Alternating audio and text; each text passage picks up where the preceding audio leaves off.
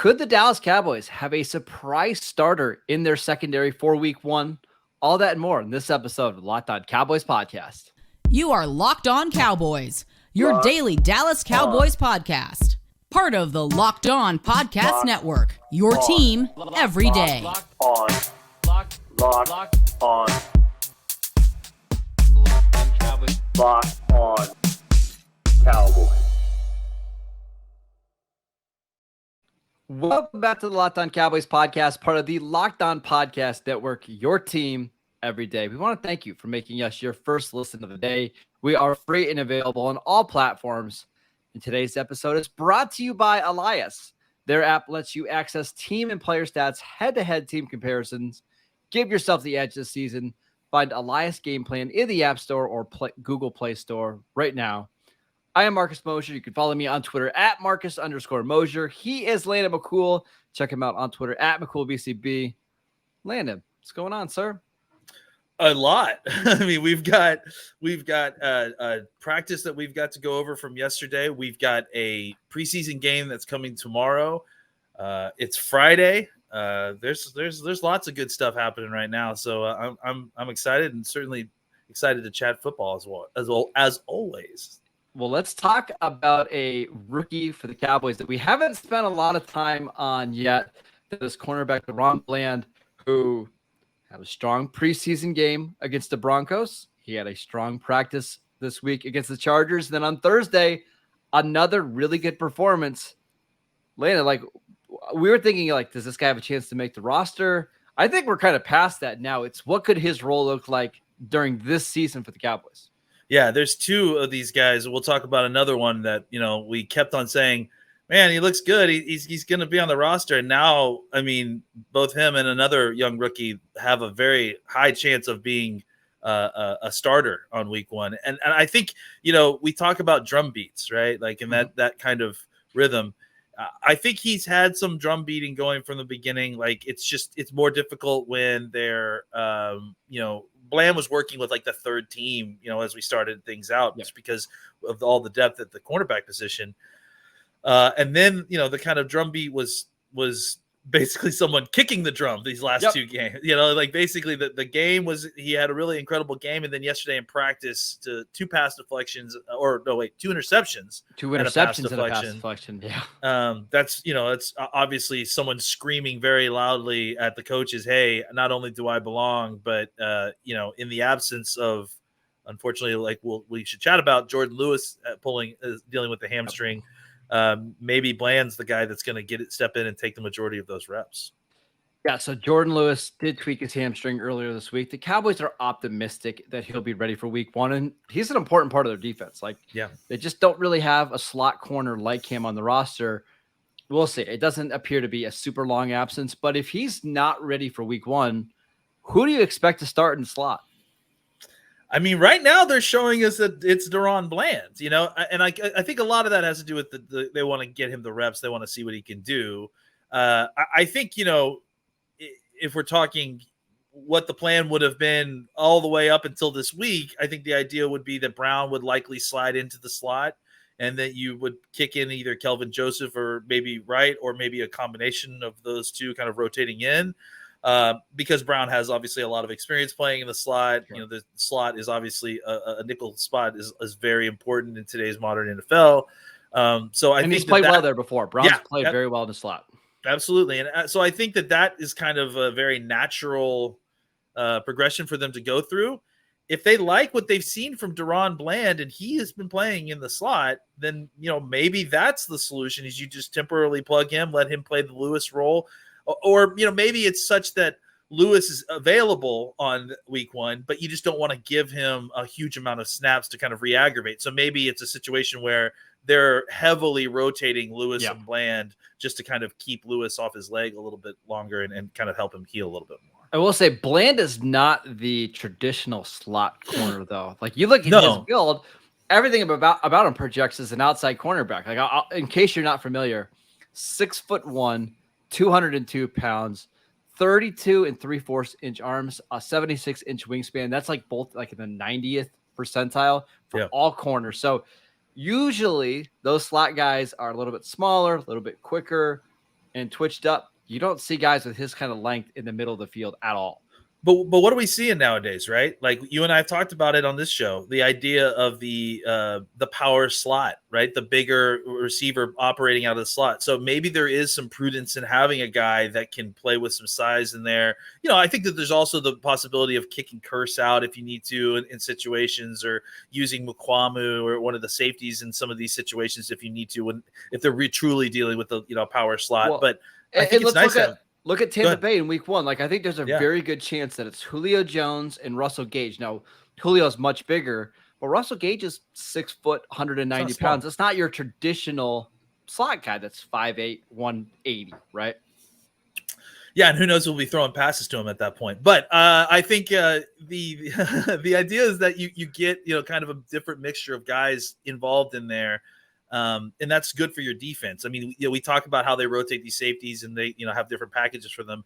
If they have another guy that they feel like they can rely on in Daron Bland to kind of, rotate into that slot spot, because it just doesn't feel like they're ready to do that with Joseph yet. They want Joseph to kind of continue to focus on being an outside corner, and so he can learn that before they're going to even think about moving him inside. But having a guy like Bland gives you better options on just – because outside of Lewis, before Bland started to kind of show you something, the only plan you really had was kicking Brown inside and then replacing him on the outside. It's nice to have another guy who you feel at least somewhat confident can play in the slot if you need him to. Is Bland more of a lock to make the 53-man roster than Nahshon Wright or Kelvin Joseph? Joseph, there's just weird stuff going around. I mean, obviously there's whispers on the wind about him and his status on this team, and maybe that's not obvious to everyone, but there are. Yep. I think you need all those guys. I just don't know how you cut any of those guys. Even with CJ Goodwin, I think all of them have talent. If there are extenuating circumstances that make Joseph expendable because they just don't feel like that he's a problem, or they feel like he's not coachable or anything, maybe you figure out a way to get rid of him. But honestly, like outside of that, I feel like they kind of need all these guys because it's a long season, and cornerback depth is never something that you can have too much of. And we'll talk about guys that need to have big preseason performances on Saturday. I think Kelvin Joseph and Nahshon Wright are at the very top of the list, right? Especially Nahshon Wright, who had, a worse game than Joseph, but if those guys struggle and Bland continues to play really well, it's tough. We'll see, right?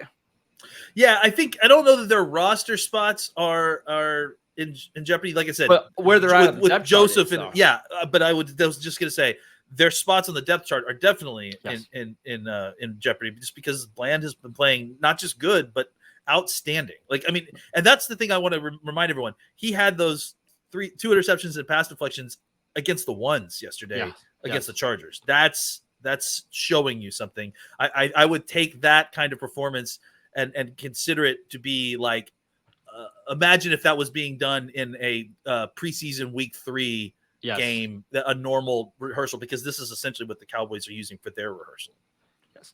All right, we're going to talk about more guys that had big performances on Thursday's practice, along with some guys that we want to watch here in the preseason game. But before we do that, I want to tell you guys about Dave.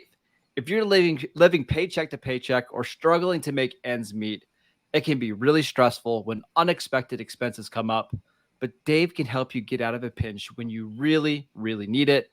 Dave is the banking app that can get you up to $500 instantly with extra cash. That is more money to fill your tank, buy a wedding gift, or catch up on bills. You can finally tackle those expenses that have been stressing you out without any hangups. There is no interest in credit check needed. Millions of people have already downloaded the Dave app to get the financial relief that they need with extra cash. So if you're in a pinch and you need some extra help, download Dave and think of it as a helping hand from future you.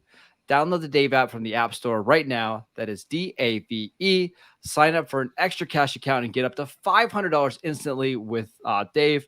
For terms and conditions, go to dave.com/legal. Instant transfer fees apply. Banking provided by Evolve. Member FDIC. All right, let's talk about one of the receivers that had a big day yesterday, because the Cowboys were without CeeDee Lamb. They were without Noah Brown. So who stepped up? It was Dennis Houston, of course. Not only did he make some plays in team drills and in one-on-ones, he had a kind of a miracle play at the end of practice. So, Landon, what did you see from Dennis Houston? Yeah, I mean, I referred to what happened at the end of practice yesterday as the three miracles. We'll talk about the third one in a second. The first one being Daron Bland's interception. It sounds like literally at the moment that on one field, Bland got the interception. On the other field, Dennis Houston caught an incredible Hail Mary pass from Dak in 2-minute drill to score and end practice on the West Coast, which I thought really, I mean, you cannot end on a higher note than those two things. And the third thing we're about to talk about. I think beyond that too, Houston had an incredible day. I mean, he caught at least 2 or 3 other passes. Again, another guy who I think I've been hesitant about saying this. I haven't been hesitant about him potentially being on the roster. I think that he's inching closer to doing that, right? Well, I think we're past that now. I think Houston's going to get playing time week 1. I mean, I just think that he's been so reliable for them, and it's been undeniable. And he continues to make plays no matter who he's playing, where. Like, he's been one of the only truly consistent parts of this receiving core. I mean, I think, we've seen lots of plays from Noah Brown, who unfortunately, had a little bit of toe, so he sat out. I think Simi Fehoko has been a lot of the same way as well, but I think Simi Fehoko was always going to be on the team based on his draft status and what he's done in the offseason and how he's looked. Dennis Houston is an undrafted free agent rookie. And, there has been plenty of people, I'm sure, that have wanted to get him out of the way so Simi Fehoko and Noah Brown can start taking some of the snaps. But Dennis Houston has not and will not allow that, because he has just been so consistently good. And it's not even just consistently catching the ball. Now it's this stuff, making plays in 2-minute drills. Dak relying on him, going to him specifically. The Hail Mary was, that was a good situation for the Cowboys because both Fehoko and Houston were open down the field and we're probably going to get it. Yep. But beyond that, Houston has been in crunch times, on big third downs in the game, in practice, he's been where he needs to be. He catches the football. He's been a reliable target. He's not exceptional. He's not, creating huge separation, but he's getting open and he's catching the football. And if that isn't the definition of what you need in a wide receiver, especially right now when you're looking for a reliable target or a couple of reliable targets to kind of opposite of CeeDee Lamb, it's hard not to think that not only has Houston earned his spot on the team, I think that's kind of almost a foregone conclusion at this point.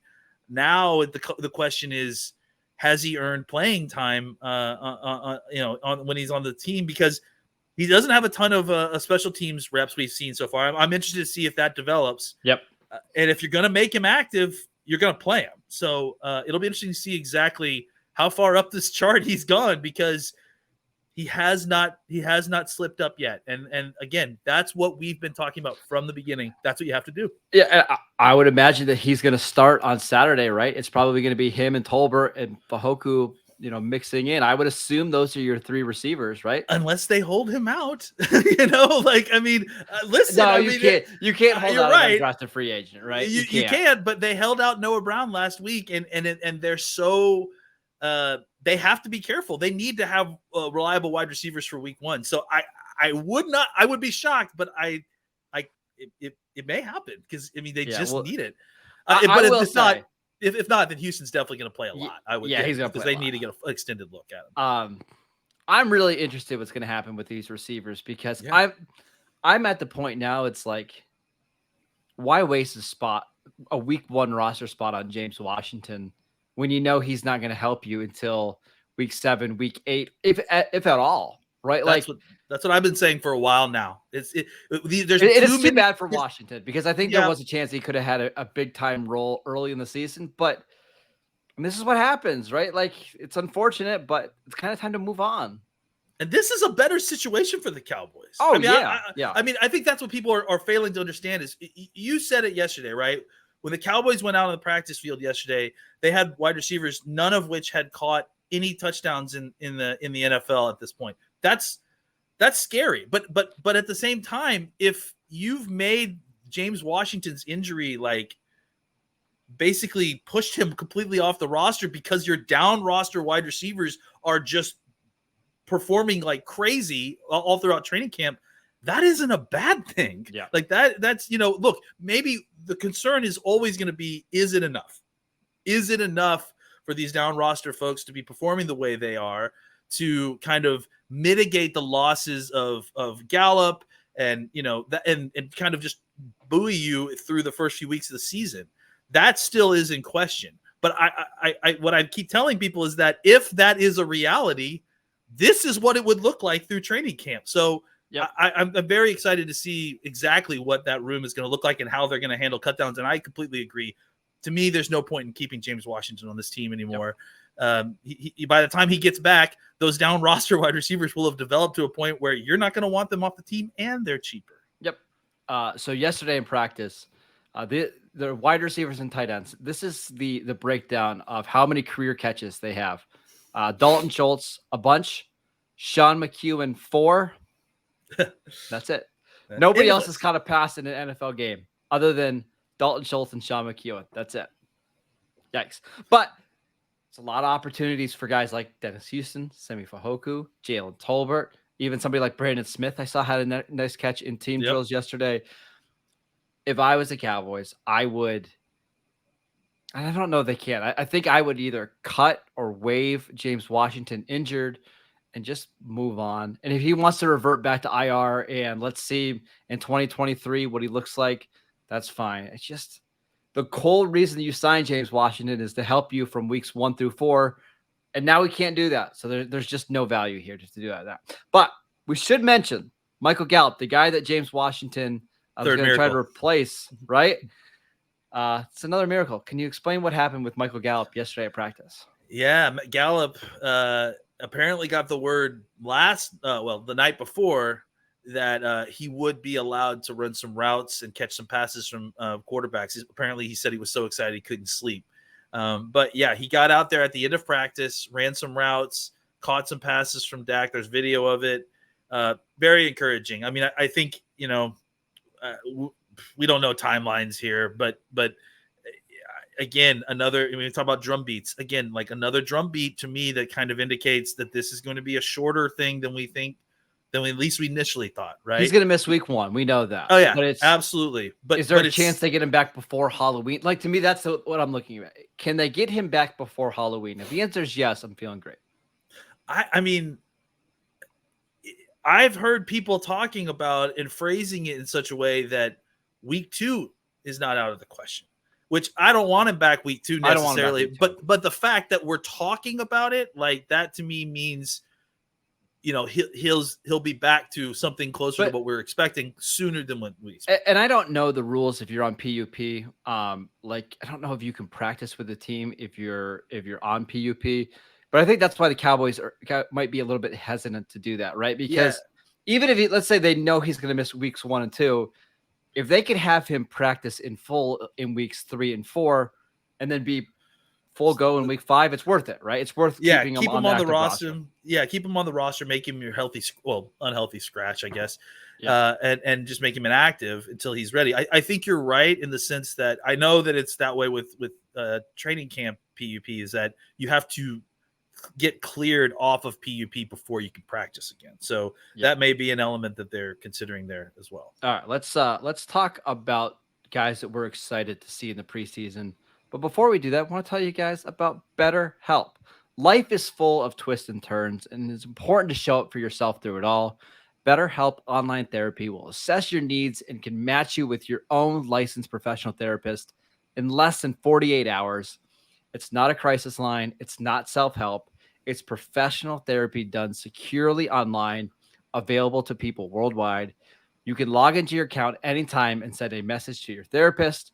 You can schedule weekly or video or phone sessions so you don't have to be on camera if you don't want to. And getting therapy every week is as easy as a few clicks on your laptop or your phone. With therapy, it can take a few tries to find the right one, but BetterHelp makes it easy and it's free to change therapists if needed. It's more affordable than traditional offline therapy, and financial aid is available. In fact, so many people have been using BetterHelp that they're recruiting additional therapists in all 50 states. they have a special offer for our listeners right now. Get 10% off your first month at betterhelp.com/lockedon. That is 10% off your first month of online therapy at betterhelp.com/lockedon.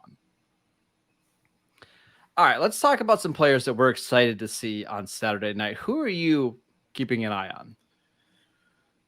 Well, again, I mean, I think more and more snaps that we can see from the younger players, specifically Smith,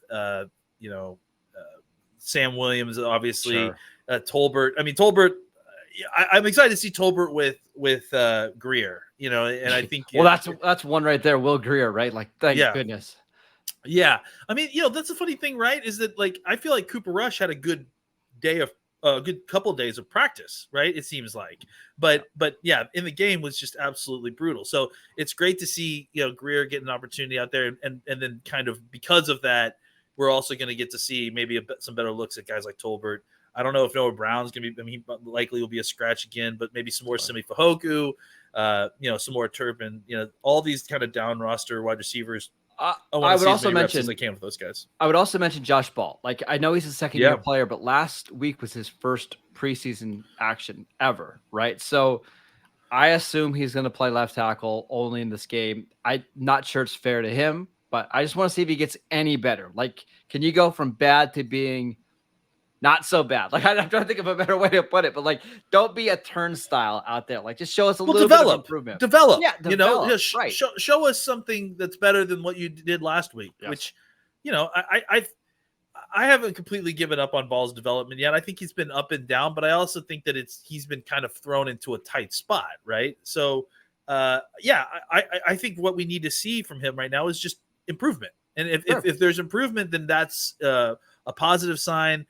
That doesn't necessarily mean he's the solution yet, or is going to be the solution for like a swing tackle or a backup tackle's position this year. But we need to see him getting better. Offensive linemen sometimes take a little bit longer, and they're usually worth it when they do. But what we can't see is kind of static, lack of improvement because, again, I feel bad for the guy because he practiced on the right side almost entirety of spring, and then now they're throwing him to the left side. But at the same time, you still need to kind of continually get better and show us that you're going to improve with reps, because otherwise, why are we wasting reps on you? We can always get somebody else in here to develop. So definitely need to see Ball do some more. And I want to mention one player. There was actually somebody in our chat on YouTube that mentions this player almost every day because we haven't talked about him at all. Story Jackson, a linebacker from Liberty that they signed. He's actually number 47. Yeah, I've noticed him actually. It's because I always keep forgetting who's Jackson on the number 47, and it's that first name that I always remember. Yeah, well, one of the reasons we probably should have mentioned him was he was actually not only the highest graded defensive player from the Cowboys last week, he was the highest graded linebacker of week 1 in the preseason, according to Pro Football Focus. So I think he's got an uphill battle to make the team, but if he has another big showing, maybe he could beat out like a Luke Gifford or a Devin Harper for that last linebacker spot. So not saying it's going to happen. Just this is a good time to see if he can build on a strong week 1 performance. It's an uphill uphill climb. And look, I understand the PFF grading and like everything like that, but this is also the issue with Alarcon, right? Like where he got incredibly well graded in PFF, and that's fantastic. But we have to remember the context here, right? Yes. Guys, like, I mean, they're playing against guys. They're on the squad of guys and playing against a squad of guys who likely are not going to play in the NFL, who may never play a snap in regular. But that's why it's really important to have multiple good performances and not just one, right, and then kind of regress back down. And to the point, right? Alarcon, after having a really good game in Denver, started taking some second team reps as the tackle for the Cowboys. So maybe you could see a similar type movement with other folks, including someone like Jackson, who could just impress enough that he could maybe somehow find a way to escalate himself in a very, very, very crowded room. At the very least, maybe make himself a target for the practice squad so that they can potentially hold on to him, and maybe he has a role in the regular season. And then just keep an eye on all of the defensive backs, right? We mentioned Nahshon Wright and Kelvin Joseph and Daron Bland. We talked a lot about Israel Mukuamu on yesterday's show, so if you missed that, please go check that out. Now everybody's going to be watching Marquise Bell to see if he can make some more plays like he made last week. But that's secondary. That's really a spot that I'm going to be keeping the most attention on. Yeah, and a couple other guys just to throw them out there. Peyton Hendershot is a guy that we should keep an eye on. Yes. I mean, obviously we'll see more of Ferguson, I would assume. That's good, but Ferguson is going to make the team. Sean McEwen going to make the team. Peyton Hendershot is a guy that is working. Peyton Hendershot is a guy who is working on it too, right? Like he's had a good offseason. He had a good game the other day. Had a nice catch down the field. Has some ability as a downfield receiver at the tight end position. I've already seen that wily veteran Jerry Sprinkle saying, you know what? Maybe these Achilles might need a boot. I might need to have to wear a boot. Maybe you guys should put me on a list somewhere so I don't get unemployed pretty soon. Because he sees the writing on the wall, right? Oh, yeah.